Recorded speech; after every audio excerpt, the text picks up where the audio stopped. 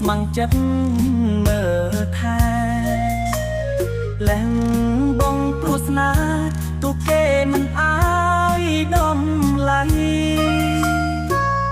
អូនស្រីមេម៉ាយទៅតែលេងប្តីទូមានរឿងអ្វីកុំភ័យបងអ្នករាប់រង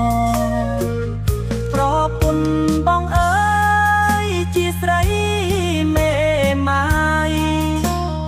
អូនលំបាកហើយបងសុំទុំបងណា